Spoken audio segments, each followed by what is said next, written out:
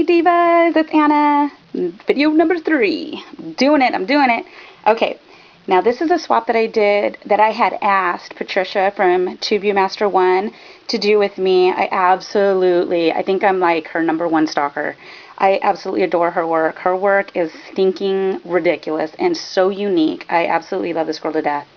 And I was hoping that she would say yes because, certain people,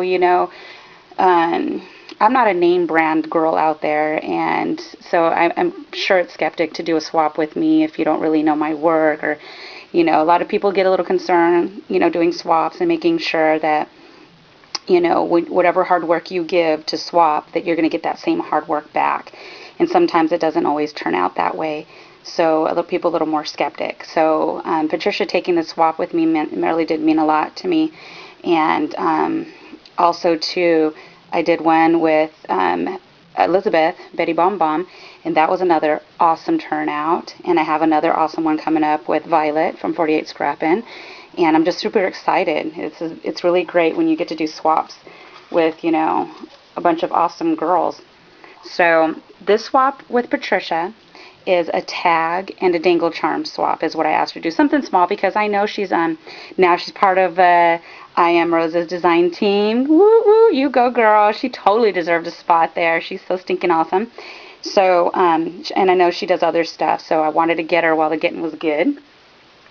And let me tell you, it's stressful to do a swap with somebody that you think their work is like 50 times better than yours could ever be. So you can only try to do your best. And this is the tag I did. Okay, let me see if I can put this out just a little bit more so you can see, because it's not your typical tag size. And I'm just adjusting. There we go. Fabulous.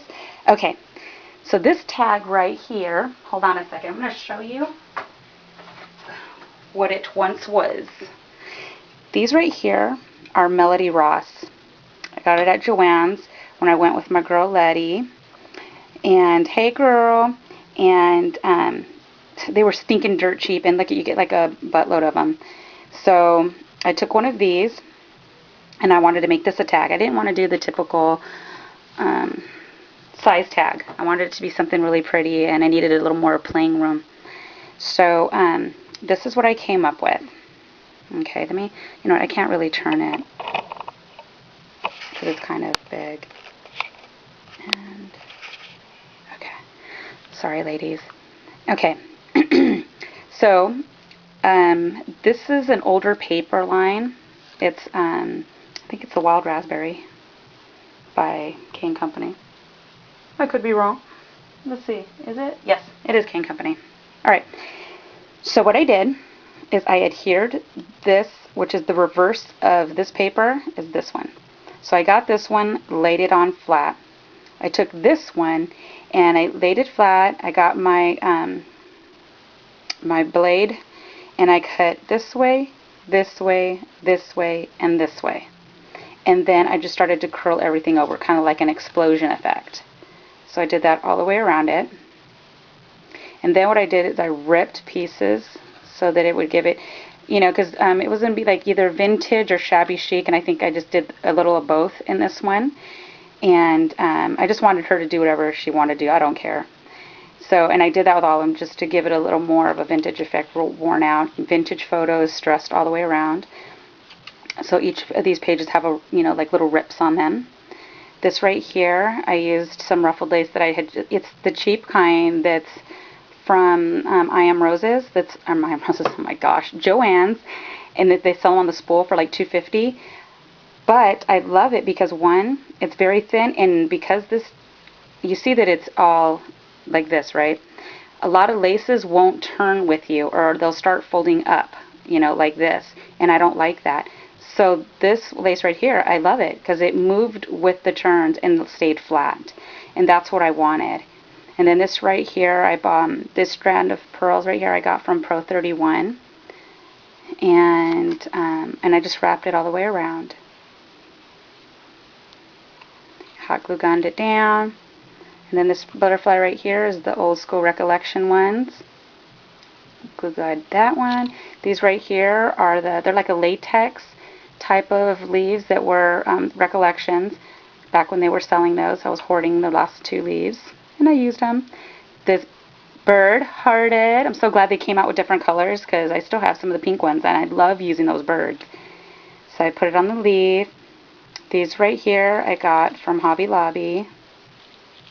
These little sprays. Right here is a frog feathers. Very, very, very light yellow. And then I just put a pearl in the middle. This right here is a button. Just cut off the shank in the back and adhered that on. Moving on inside. Okay. This right here is a piece of applique I bought at my fabric store. So expensive. Oh my gosh. So I only bought like I don't even remember the measurements because I told her, because she sells this and of course it's off a spool and it's meant for wedding dresses, and it was like $60 a yard. And I'm like, oh no, I'm not doing that. I go, so what can I get for $20? So she did the measurements for me, and I just cut out one of the, because it's got beads, sequins. It's just very intricate and very beautiful. So this is one of the pieces I cut out, and I wanted her to have something really nice on there. And then this right here is just some pearls that I stuck on here, a flourish of those. And it was from Want to Scrap, I believe. Got them at the expo. That's the other piece of it. This right here is off of one of my punches that does the postage stamp, Recollections. This right here, this dress form is from Bona. Hi Bona. And I had bought her sewing room, or the sewing machine mini, the die cuts from her, and she added a couple of these. And so this is the one I used. I just used a flourish bling. I Am Rose's crocheted flower. This is a Wild Orchid Crafts pearl buckle slider. And then I added a flat back pearl in this one. So the idea originally is from Juliana. But I used stuff that I had. I have the other stuff in the mail right now that Arlene and everybody in the world's now using. The really pretty silver blingy one. And I bought some more of the bigger ones from Saw Crafters. But this is what I had on hand. And it actually was perfect because it's small. It's really, really small. And then I just layered the lace here and here. And then I added like a little, a different type of, it's this lace right here. And I wrapped it around. Okay. So this is my tag. And then the back. Okay. Girls, yeah, I busted out the masking. What? Nobody uses this stuff anymore, so I had to bust it out. Tim Holtz old school masking stuff. So I added that. And then right here, it just says handmade by Anna Fayez. I have a stamp that I got with my info. And then, of course, up here, I did more masking. And then this is just one of those little celebrated little bags. And I stamped this vintage girl on there. Had to bust out my stamps because I don't use those as much. And then right here is just some little rose trim. Some of that mesh bling. I absolutely adore this bling. Oh my gosh. I never thought I would love it as much as I do because I use it a lot now. And then here's some lace. And then I just wrote a note for Patricia in the back. And then I just stamped this vintage dress form in the back. And then on the top right here, I didn't adhere this all the way down, only up here so that it could go over the bag. This right here is just, it's a vintage image that I put underneath one of Tim Holtz's fragment pieces. So that's what's under there. And it happened to her hair, you can't really tell, but it matches perfectly with this trim here. Loved it. So I put that on there. And that's it. That's my tag for Patricia. I hope you love it. Actually, you shouldn't be peeking. You should be waiting. But I know I'm impatient. If she posts it up, I don't care. I'm going to watch it. And then this is the dangle charms that I made. And, of course, the Tim Holtz silver clasp. Best idea ever that he came up with, an idea of hanging all the charms.